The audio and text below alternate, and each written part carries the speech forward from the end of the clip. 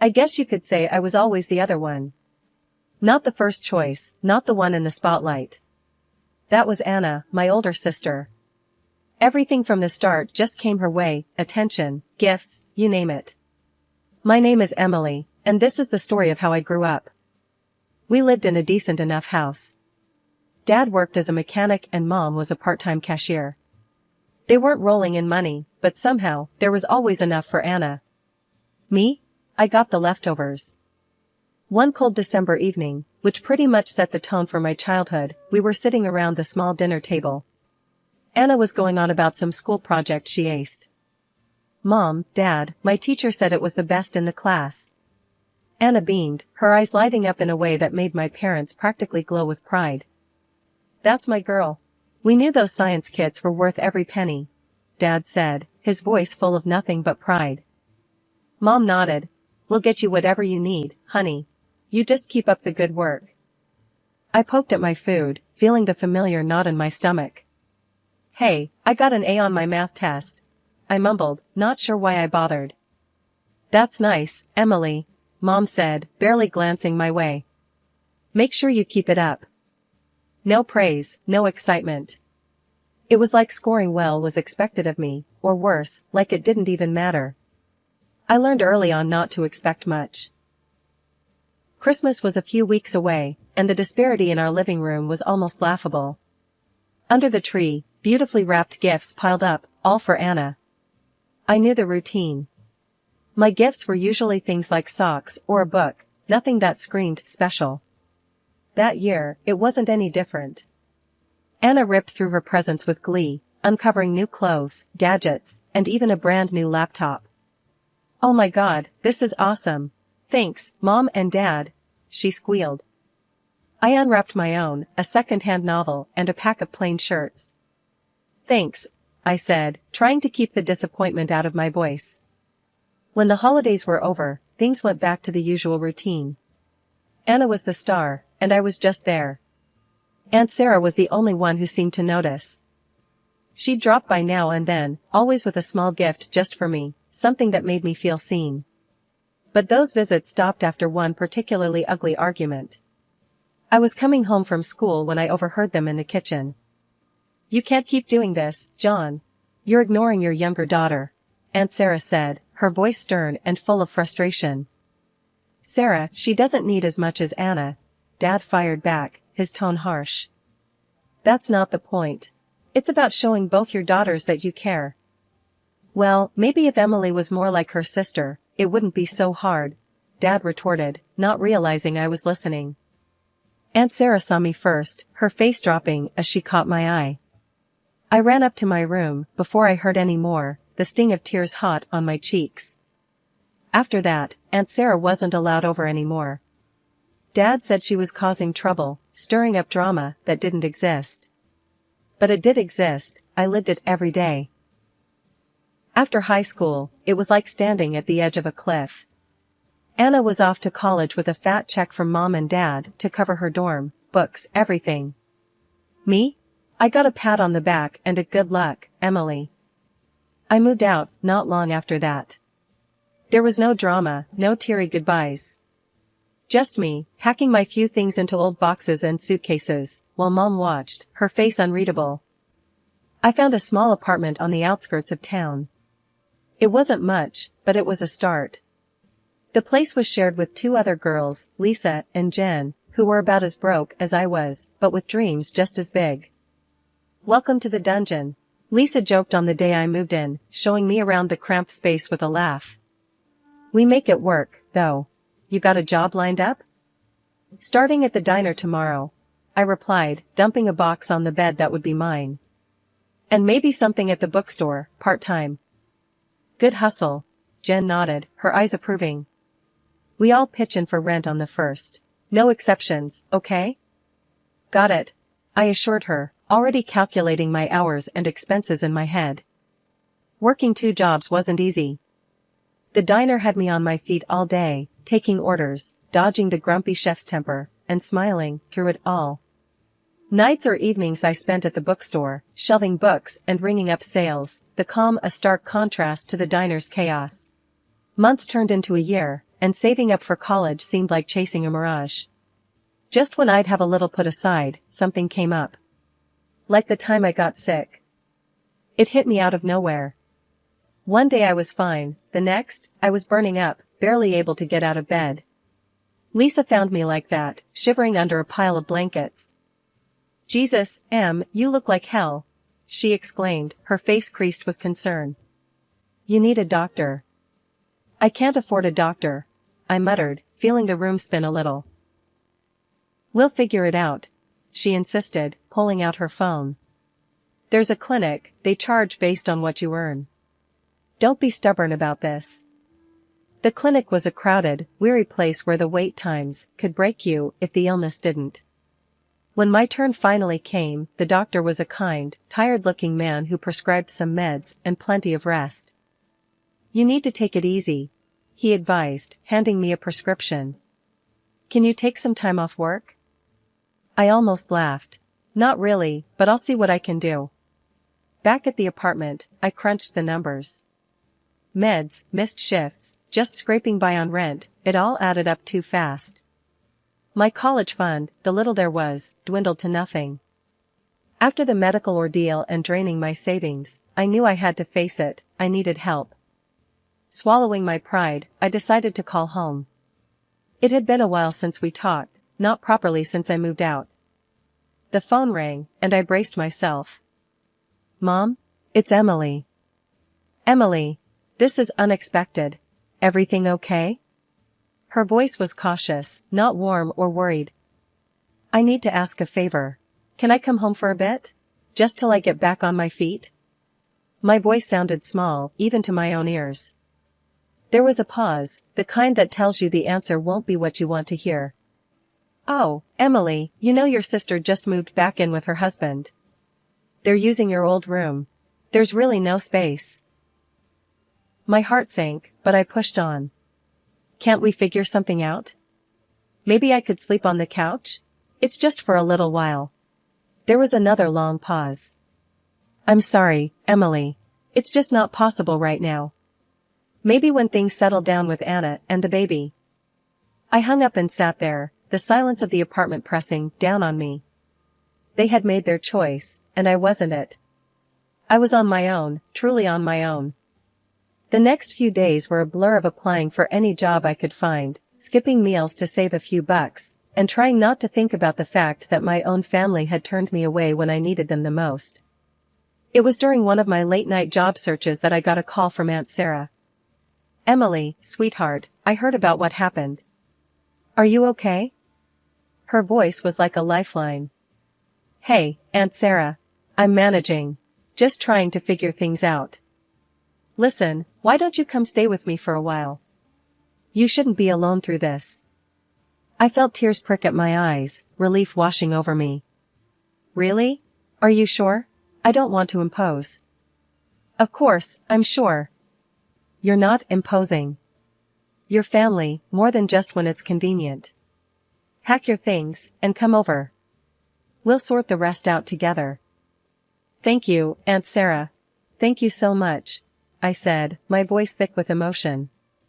Packing up my things again, I couldn't help but feel the weight of the rejection, but also the warmth of being welcomed without conditions.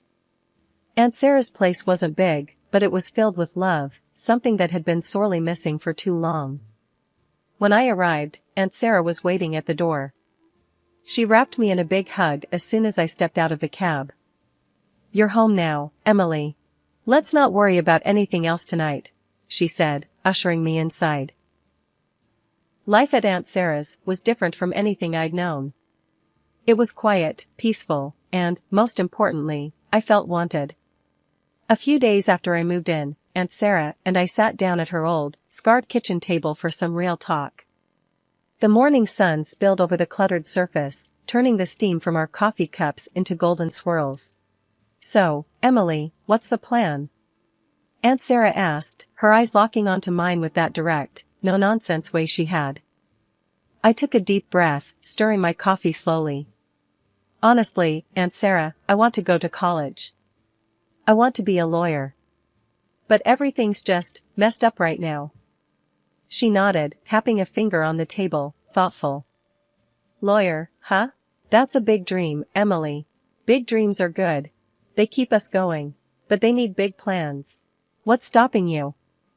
Money, I said, flatly. Money is stopping me. And I've been working jobs, but it's never enough, especially not for law school. Aunt Sarah leaned back, her chair creaking slightly under the shift. I might have a solution for that. But it comes with a condition. I frowned, curious and a bit wary. What kind of condition? You get into college, and I'll pay for it. But, Emily, you've got to commit. No half measures. You work your tail off, you study hard, and you pass everything. Not just pass, excel. Can you do that? Her offer floored me. It was more than I could have hoped for. Yes, I can do that. I will, Aunt Sarah. Thank you. With that, we started planning. I applied to colleges that offered good law programs, crafting application letters late into the night. When the acceptance letter from a well-respected state college came, I actually pinched myself, thinking I was dreaming. I did it, Aunt Sarah. I got in. College was tough. Law school even tougher. Aunt Sarah's financial support freed me from the constant stress of money, but it put another kind of pressure on me. The pressure to succeed, not just for myself, but for her too. As semesters passed, I not only met Aunt Sarah's expectations, I exceeded them. My grades were top of the class, and I landed an internship at a local law firm. One evening, after a particularly grueling day at the firm, I came home to find Aunt Sarah in the kitchen, her expression more serious than usual. Sit down, Emily. We need to talk. Worry pricked at my heart as I took a seat, noticing she wasn't her usual self.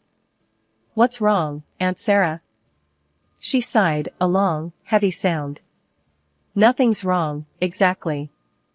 I just want you to know how proud I am of you. You've done more than I ever expected. You're going to be a great lawyer. Her praise warmed me, but her tone hinted at something unsaid. Thanks, Aunt Sarah. I couldn't have done it without you. That's not just it, she continued, her eyes serious. You've got to start thinking about what comes next. You're about to fly, and I'm just glad I could give you the wings. During my final year of law school, I managed to secure a prestigious internship at a respected law firm downtown. The first day, I walked into the towering building feeling like I was exactly where I was supposed to be. My supervisor, a sharp-tongued lawyer named Mr. Coleman, met me at his office door with a skeptical look. So, you're the intern I've heard so much about. Emily, right? Mr. Coleman's voice was gruff, his eyes scanning me like I was a case file he wasn't sure about. Yes, sir. I'm here to learn and contribute as much as I can, I replied, my voice steady, despite the butterflies dancing in my stomach. The work was intense. I spent days buried in legal research, drafting documents, and sometimes, I was allowed to sit in on client meetings, observing the real dance of law. Mr. Coleman didn't hand out praise easily, but when he did, it stuck. One late evening, after everyone else had gone home, I was still at my desk poring over a particularly tough case when Mr. Coleman walked by. He stopped, looking over my shoulder at the piles of legal journals and notes spread out in front of me. Don't you ever go home, Emily? He asked, an eyebrow raised in amusement or maybe respect, I couldn't tell which. Not until I figure this out, I answered without looking up. This case could set a precedent, and I think there's an angle we've missed. Mr. Coleman grunted, pulling up a chair. Show me. We spent the next hour discussing the case, back and forth, with me arguing my point based on a precedent I found that could help our client. Finally, he leaned back, rubbing his chin thoughtfully. Not bad, Emily. Not bad at all. You've got a sharp mind for this. Keep it up, and you'll make a fine lawyer. The day I graduated, I felt a mix of pride and nostalgia. Aunt Sarah was in the front row, clapping louder than anyone else, her eyes shining with tears. After the ceremony, as we walked out of the auditorium, she hugged me tight. You've done it, Emily. All those years of hard work, and here you are, she said, pulling back to look at me with that proud, unwavering support that had become my rock. I couldn't have done it without you, Aunt Sarah. You believed in me when no one else did, not even myself, I said, my own eyes misty. With law degree in hand, I started applying for jobs. The market was competitive, brutal even, but I was not deterred. I sent out dozens of applications, went on several nerve-wracking interviews, and finally, I got a call that would start the next chapter of my life. Ms. Emily, this is Jared from Mason & Associates. I'm pleased to inform you that we'd like to offer you the position. Your internship performance was highly recommended by Mr. Coleman, and we believe you'd be a great fit. I almost dropped the phone. Thank you, Jared. I'd be honored to accept. When Aunt Sarah told me my sister Anna had never graduated college due to her early pregnancy and quick marriage, I wasn't really surprised. Aunt Sarah's health took a turn for the worse not long after that revelation. I was at work, buried in files, when I got the call from the hospital. My world stopped.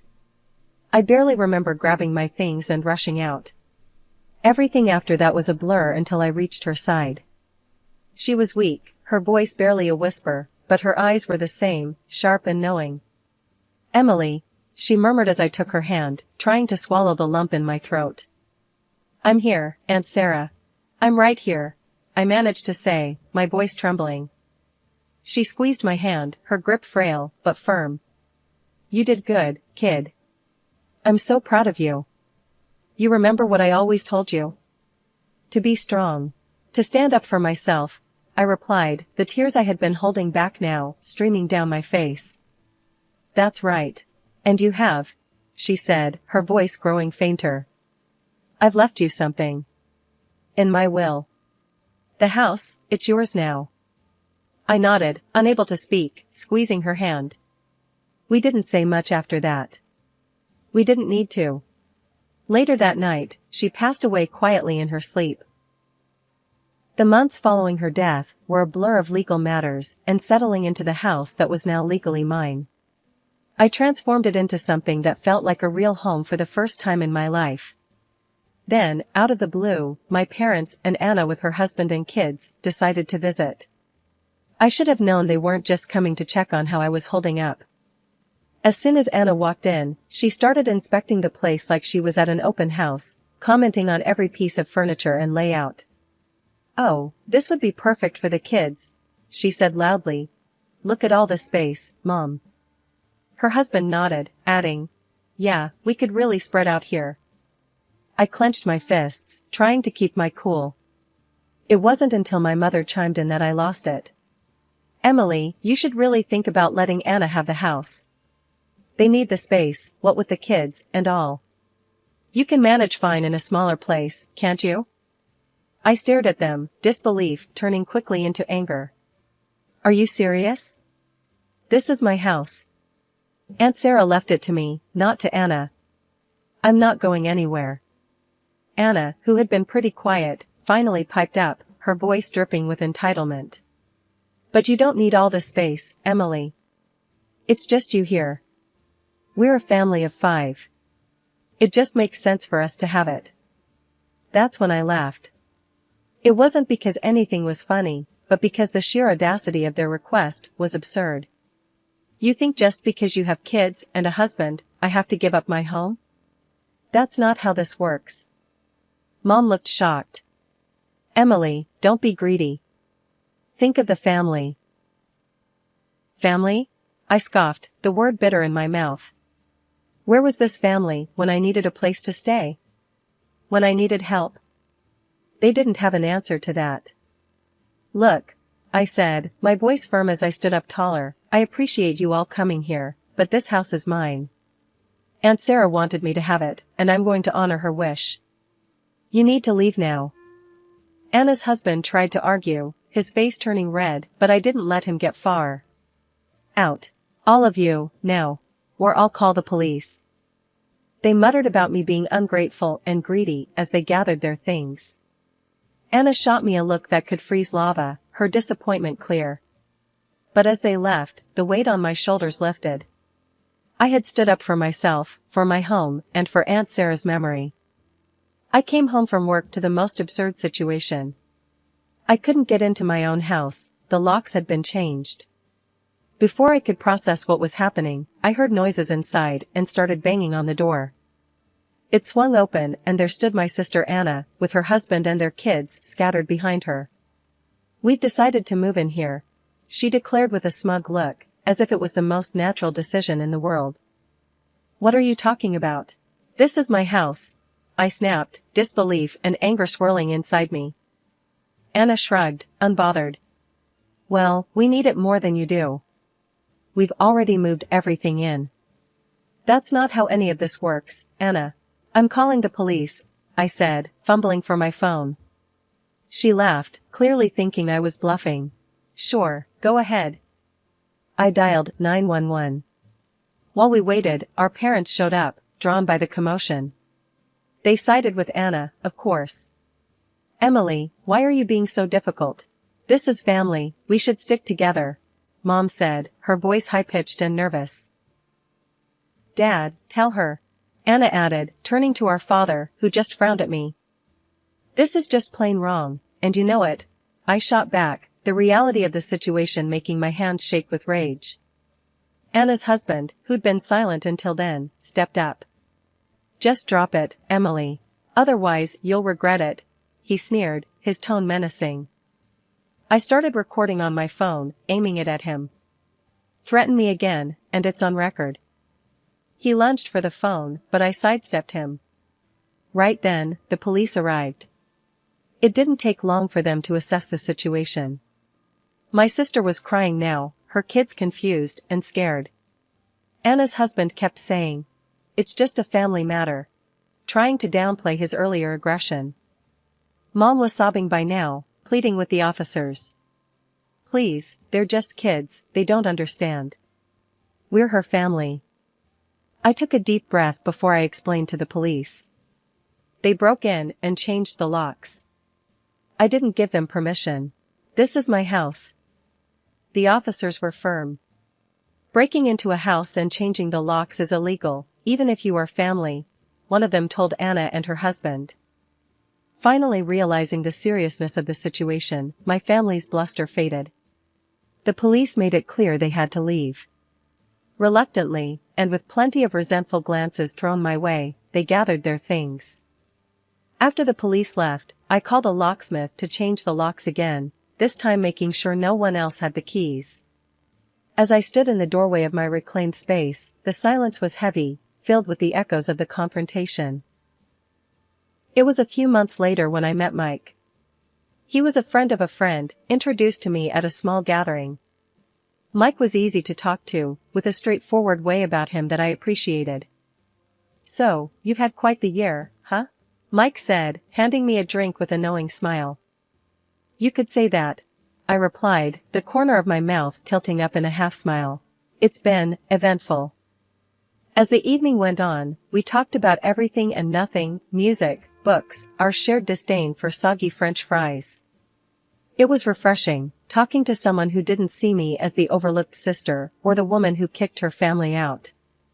Weeks turned into months, and Mike started coming around more often. One quiet evening, as we sat watching a movie with a bowl of popcorn between us, Mike turned to me. "Emily, I've been thinking," he began, pausing the movie. "Yeah?" I responded, my heart skipping a beat. "I really like what we have. I mean, I know your house is your sanctuary, but I was wondering if you'd be okay with me being a more permanent part of it," he asked, his voice tentative. I looked at him, really looked, and saw everything I needed in his sincere, hopeful gaze. "I'd like that," I said simply, and his smile lit up the room. Life didn't become perfect overnight, but it felt a whole lot lighter with Mike by my side. We faced a few more challenges, like when Anna tried to stir up trouble again by spreading rumors about me being heartless. But this time I didn't face it alone. "Let them talk," Mike said one evening after I got a frustrating call from Mom, telling me how upset Anna was. "The people who know you, really know you, they know the truth. That's all that matters." He was right, and slowly, I began to let go of the anger and resentment. It wasn't worth holding on to. Instead, I focused on the good, the home I was building, both the physical walls around me and the emotional barriers I was letting down.